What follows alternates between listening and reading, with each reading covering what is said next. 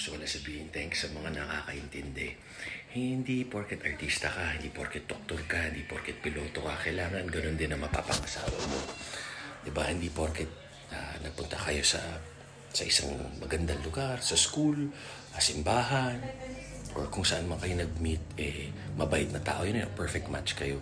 Minsan, in the most unexpected areas, unexpected places, unexpected time in your life, kagaya ko, nag-give up na ako sa love. Buong buhay ko, na-burned out ako. 16, nag-start ako commercial model. Trabaho ko, everyday ipon, kakotse, magkabahay. Mga realistic small goals, maging artista, maging sikat, maging rapper, kumita, tumulong sa pamilya. Burnout ako. Ayoko na. Gusto ko ma-enjoy yung konting buhay na natitira sa akin with my wife and hopefully baby.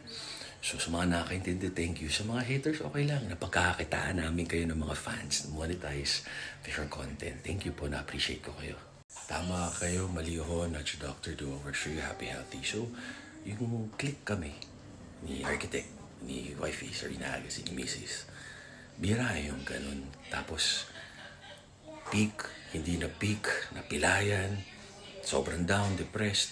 Tapos ngayon, okay na ulit ang buhay. Nandiyan pa rin siya, walang nagbago. Tsaka lagi niya ako iniisip. Parang wala ko siya iniisip. Malasabi mong true love, pag ang kaligayahan mo, pag masaya ang partner mo. Kung malungkot ang partner mo, mas malungkot ka. Yun ang true love para sa akin.